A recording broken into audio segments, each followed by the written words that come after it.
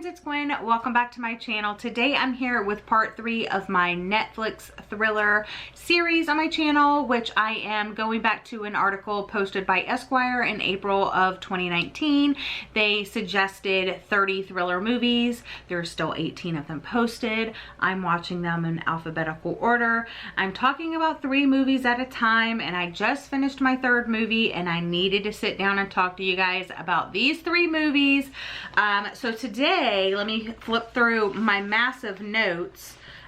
Today, we will be talking about The Hateful Eight, I Am the Pretty Thing That Lives in the House, and In Bruges. I think that's how you say it. I wasn't sure. It's a town in Belgium. So yeah, I'm probably gonna get trashed on that because I don't know how to say it properly, but neither did the characters. Anyway, okay, let's jump into the first movie, shall we? Also, before we get started, if you want to check out parts 1 or 2, they will be linked in the description box of this video. Also, you can check them out on my Thriller Thursday playlist. Okay, let's jump into the first movie.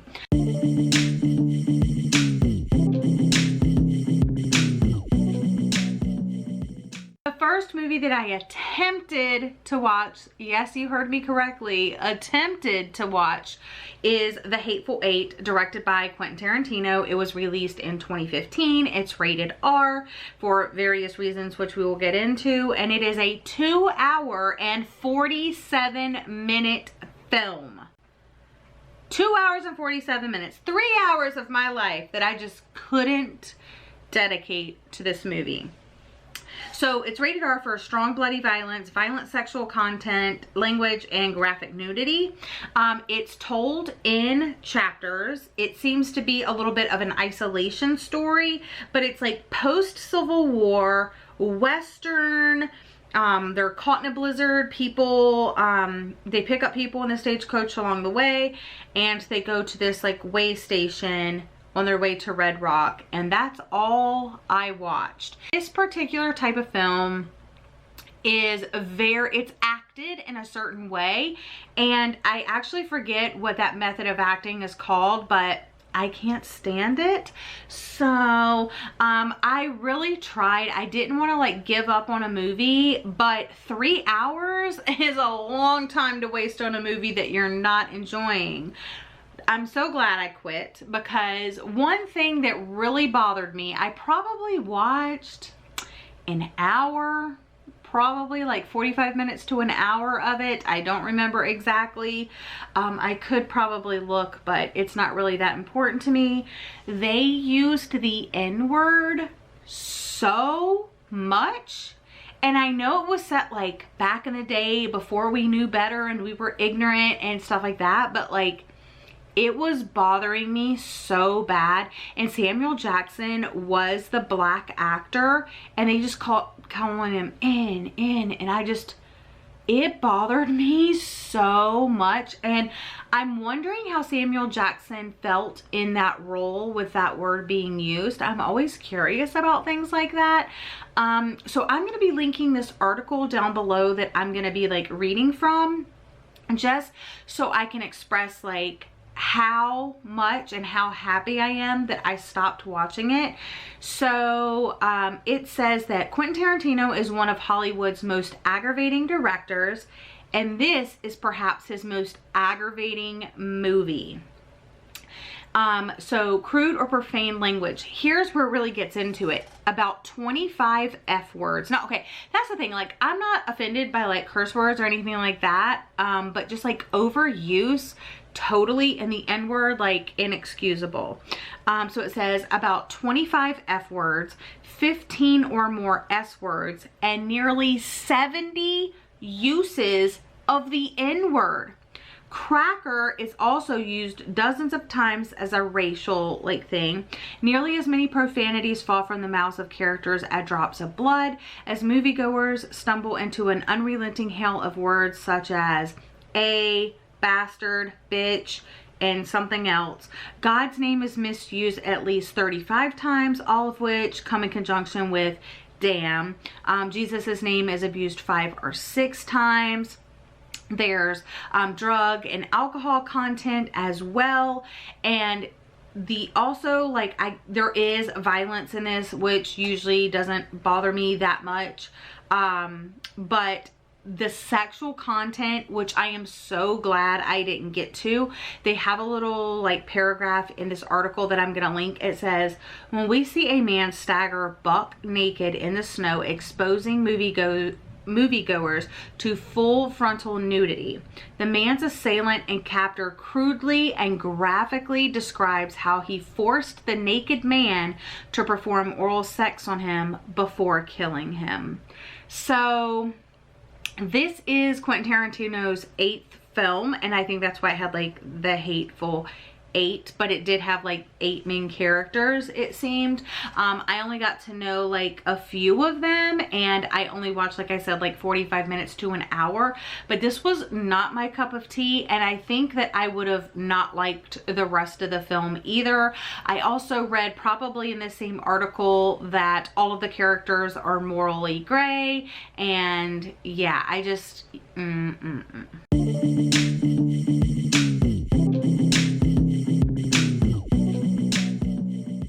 Moving on, after that, I watched 2 more movies and I did complete them. I watched I Am the Pretty Thing That Lives in the House. It was released in 2016. It's an hour and 29 minutes. It's rated TV 14. It's directed by Oz Perkins, and I think this is a like made for Netflix movie, if I'm not mistaken.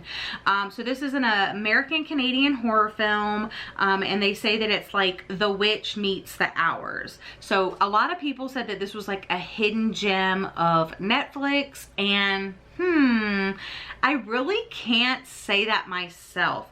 I was very disappointed by it, and the overall plot and the just confusing aspect of like what was really going on.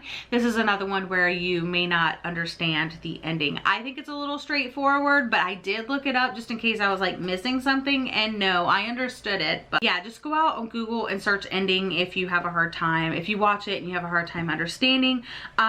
It was scary. It had some great shots and the atmosphere was excellent, but overall I can't really recommend this one unless you're in the mood for a very indie horror type movie that's a little bit outside the box.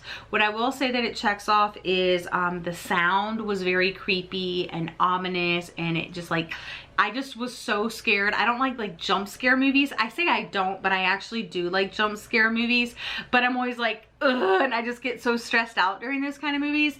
And this had that like sound design, atmospheric. It was very dark. The whole movie, like, it's set in a house, and you would think that there'd be like lights, but apparently not. But the sound design was good. It was very dark, and there were like these blurry images that you just tried to focus more on, but they're like purposely blurry. But it's like a ghost story, haunted house story, and it was okay. Like, I wouldn't really recommend it. I wouldn't consider it a favorite or really good. I just thought it was different.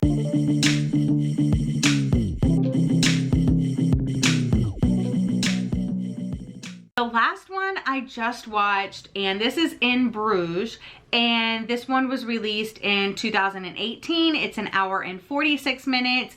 It's rated R for strong bloody violence, pervasive language, and some drug use. And then they also drink in the movie as well. This one is like, it kind of reminded me of like a modern mobster movie, but like totally different at the same time. It just had like some of those elements.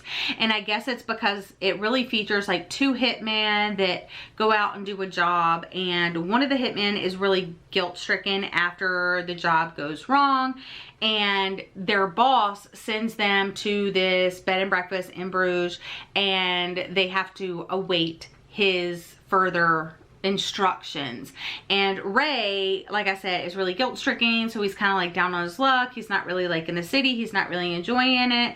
And Ken, the other hitman, is totally enjoying it, living it up, going through the city, looking at all the touristy things. And I say, out of everything in the movie, like, that was my favorite part, just seeing all that Bruges has to offer. And it really makes me want to go to Belgium in general and just like check out the sites, because it looks like it has like such cool like historical cultural things to experience, and it almost was like a love letter to the city set against this really bloody mobster type movie. I was surprised of all the awards that it has either been nominated for or it's won.